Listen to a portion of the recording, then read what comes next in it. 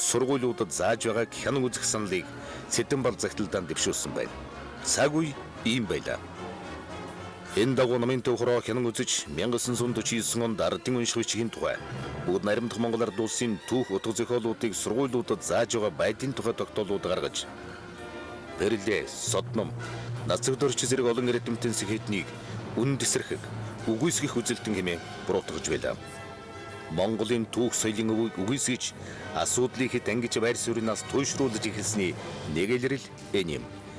Эдгээр Монголын ард түмний үндэсний мэдрэмжийг үн тесрэх үзэлнэр идлэр буруутгаж цаашид мушгингүй болох боллоо.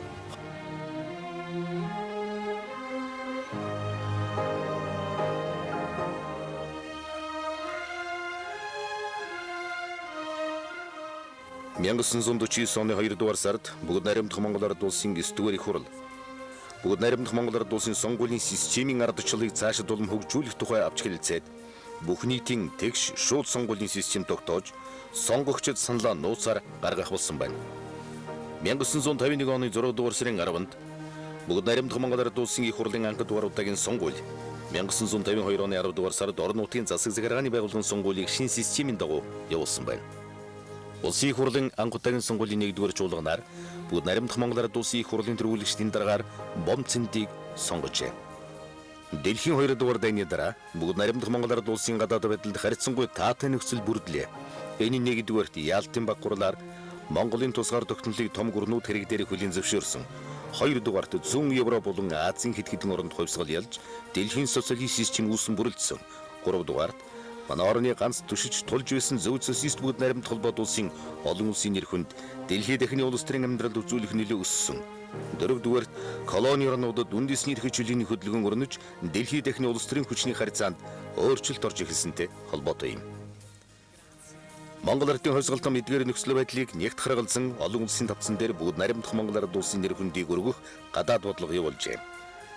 Юуны өмнө бүгд наримдах Монгол Ард улсын засгийн газар олон улсын харилцаанд нэгдсэн үндэсний байгууллагын гүйцэтгэх бүргийг ухамсарласны үндсэн дээр 1946 оны 6 дугаар сард нэгдсэн үндэсний байгууллагад элсэх хүсэлтээ гаргасан байна.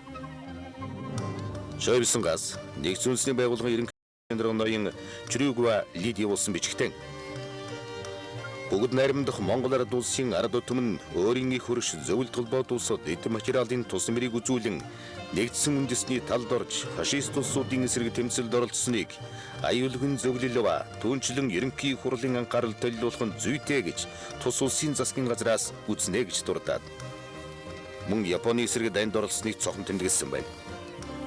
Энэ мэдээлэлд бүгд наримдах Монгол Ард улс нэгдсэн үндэсний байгууллагын дүрмийг зөвшөөрч биелүүлэхээ илэрхийлжээ.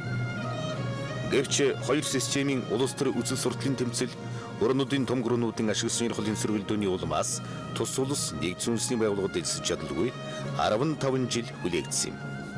Дэлхийн систем үүсэн тогтсноор нийгмийн байгууллагын шин чанар тохирсон олон улсын шинэ маягийн харилцааны их үндэс тавигдлаа.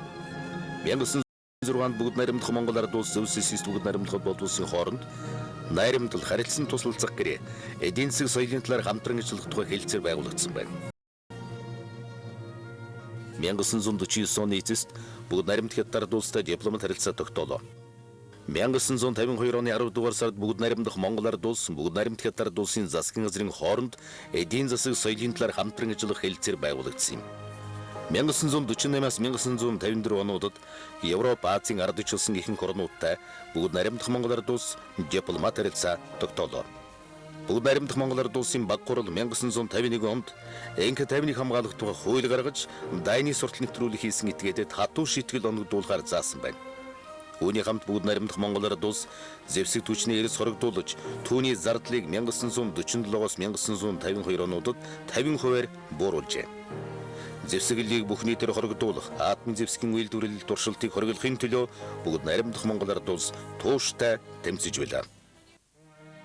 Монголын олон нийтийн байгууллагуудын олон улсын нэр хүнд өсөж, дэлхийн энх тайвны зөвлөл, үйлдвэрчин, эмэгтэйчүүд, залуучууд, оюутны олон нийтийн байгууллагуудад нэгдэн орсон байна.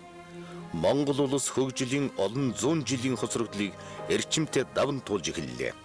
1953 оны 3 дугаар сард туралдсан Монгол Ардын хувьсгалдан мэдээ орооны бүгд турал анх дугаар 5 жилийн төлөвлөгөөний дүн гаргалаа. Бүгд турал 5 жилд дээр дүрдсэн зэлт байсныг дурдаад энэ төлөвлөгөөний үндсэн зорилт биелэгдээгүйгээд Үүний зарим шалтгааныг тодруулан дүгнжээ. Анх дугаар 5 жилийн төлөвлөгөөний дүн ардын хувийн аж ахуйтан нэгүрийн дотоод нөөцийг улсын хэмжээний нэгдмэл төвлөрсөн төлөвлөгөөгөөр тогтоон зохицуулах боломжгүй гэдгийг харуулсан байна. Гэхдээ улс орныг хэдийн төлөвлөгөөтэй хөгжүүлэх гэсэн оролдлого нь нам төрөөс нийгмийн эдийн засгийн бодлогоо цаашд боловсронгуй болгох чухал сургамж болсон юм. Ийхүү энх цагийн бүтээн байгуулалтанд шилжсэн эхний жилүүдэд бол ард олон дайны үеийн зовир бэрхшээл айдас дарамтаас ангиж ирж сэтгэл санаа тайвширан бүтээн зохицуулах урам зориг өрнөн бадарсан түүхт жилүүд байсан юм. Монголын ард түмний өмнө илүү бадарангүй шин ирээдүй хүлээж байлаа.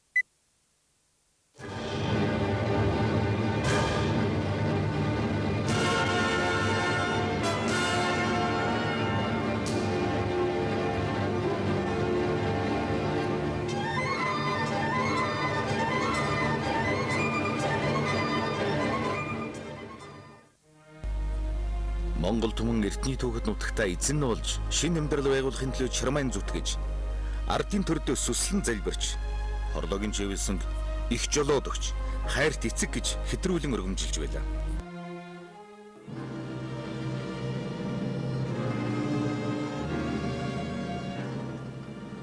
Хорлоогийн чивэлсэн 1952 онд хорвоогийн мөнгө усыг үзүүлжээ.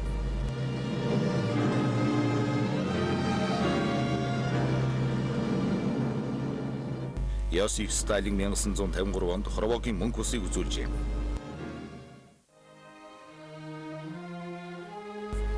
Чойвсын Сталин нарыг нас барсны дараагаар Монгол оронд нийгэм улс төрийн шинэ нөхцөл байдал бий болж Монгол ардын хувьсгал намд Монголын нийгмийн амьдралд ардчлалыг сэргээн хөгжүүлэх аятай боломж нэгдсэн юм. Нийгмийн улс төрийн тогтолцоонд өөрчлөлт хийх, ардчлалыг дэлгэрүүлэх, нэг хүнийг дахин шүтгэхийн хор уршгийг арилгах гэсэн намын гишүүд хөдөлмөрчдийн хүсэл тэмүүлэлж нэмэгдсэн байна. Монгол ардын хувьсгал төвийн хорооны улс төрийн товчоо 1953 онд хамтын удирдлагыг бэхжүүлэх тухай тогтоол гаргаж, Порт Артурын хэрэггэгч зохиомл хэргийг шалгаж, үнэн зөвийг олох, хэрэгтэнд хүч хэрэглэхийг зөвшөөрсөн улс төрийн товчооны 1942 оны нууц тогтоолыг хүчингү болгох, хууль ёсыг ностой завхруулж байсныг залруулах зэрэг нэг хүний дарамгүйлийн хор уршгийг арилгах арга хэмжээ авч байлаа. Ингэж зөвлөлт холбоот устдах улс төрийн хэлмэгдүүлэлтийг илчлэн шүүмжилсэн зөвлөлт холбоот улсын коммунистийн 20 дугаар их хурал болохоос 3 жилийн өмнө Чойвсын дахин шүтэж байсны зарим үр дагаврыг шүүмжлэн засах ажлыг намын төв хорооны шууд санаачлагаар хэрэгжүүлж эхэлсэн байна. Энэ нь Монголын нийгмийг сталинизмын ноёр холоос чөлөөлөх үйл ажиллагааны чухал эхлэл байлаа.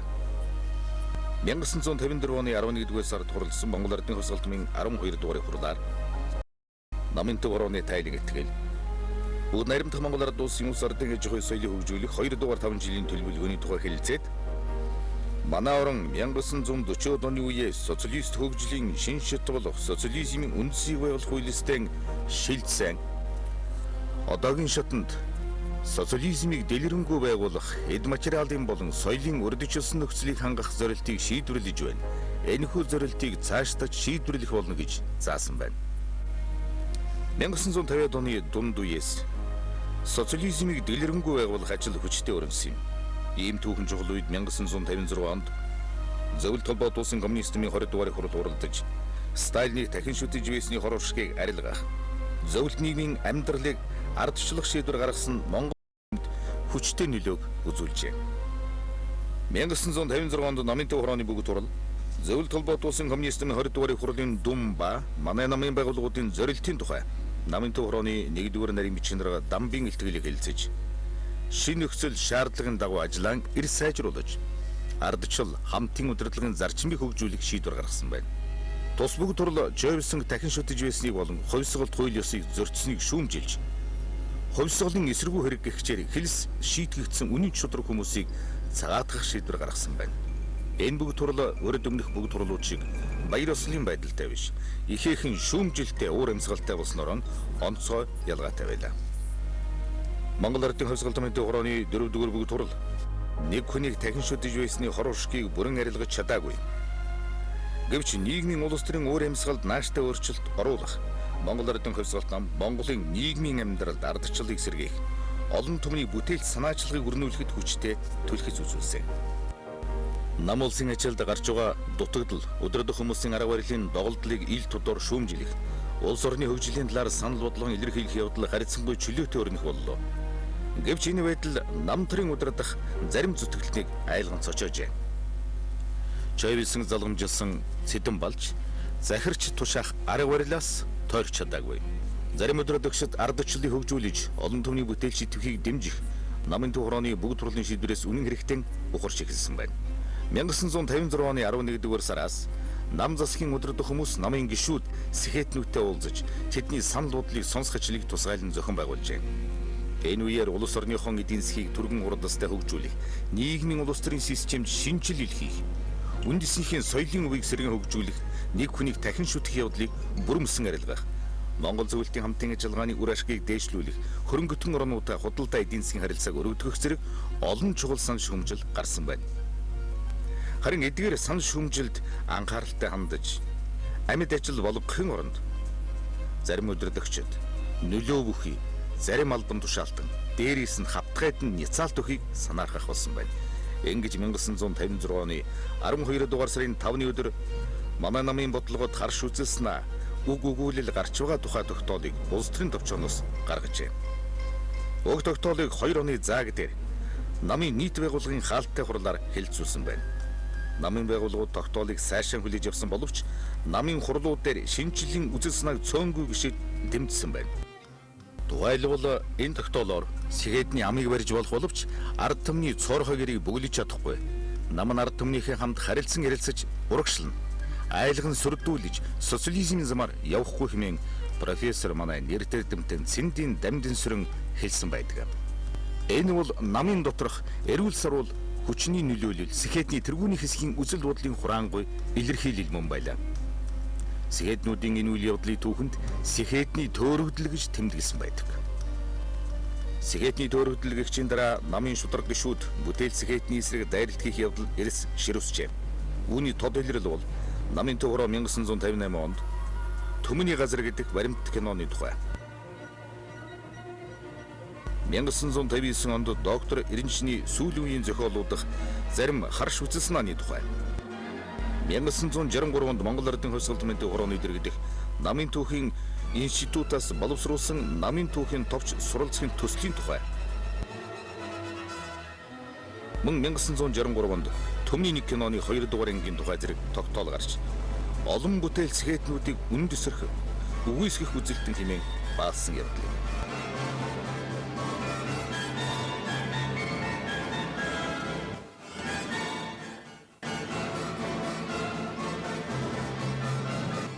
Мөн 1962 онд Чингис хааны 800 жилийн ойг тэмдэглэсэн зарим улс төрийн зүтгэлтэн эрдэмтдийг буруутгах шалтгаан болсон байна. Монгол Ардын хувьсгал томьёотын хорооны 1959 оны 3 дугаар бүгд турал дамб нарыг хоцрогдсон. 1962 оны 3 дугаар бүгд турал төмөр очрыг үнэн тесрэх хүслийг дэврэгсэн нэг хүнийг дахин шүтэх явдлын хороошгийг хэтрүүлэн үнэлсэн. 1963 оны 5 дугаар бүгд турал Цэндийг эрх тушаал хээгэрмэлзэж намч бус ажил явуулах хийсэн. 1964 оны 6 дугаар бүгд турал Лохооз, Нямбу, Сурмаажив нарыг намын жинжин шомыг эсэргүүцсэн.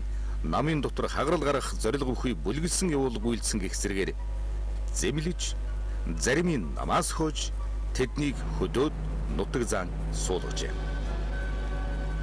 Улмаар дээрх бүгд турлуудаар арга хэмжээ авагдсан эдгээр хүмүүс болон тэднийг далдуур дэмжих чимээн үдсэн хэдэн 10 хүнийг албан тушаалаас нь халж, нам захиргааны арга хэмжээ авч, тодорхой албан тушаал, үйл ажиллагаа эрхлэх эрхийг хааж, мөрдөн хавчиж хүний эрх эрхчлөөг ностой зөрчиж байлаа. Ийхүү 1960-аад оны дунд үе гэхэд Монголд нэг хүний ганцаар захиран тушаах дэглэм тогтжээ гэж үзэх бүрэн үндэстэй юм. Энэ үйл явдалд нам төрийг тулгайлж исэн Юмжаагийн Цэдэн болын алдаа дутагдал байсан хэдий боловч албан тушаал, санаар хагч, ховжив зөөгч, долгоногч, бялдууч, аятал засагч хүмүүсийн үйл ажиллагаа хүчтэй нөлөөлж байсныг үгүйсэхийн аргагүй юм. Мөн гадаад хүчин зүйл нөлөөлж байсныг хүлээн зөвшөөрөх ёстой. Намын 12 дугаарыг хурлаас хойш бүх үйл явц социализм дэлгэрэнгүй байгуулах вариантаар өрнөж нийгмийн эдийн засгийн хэд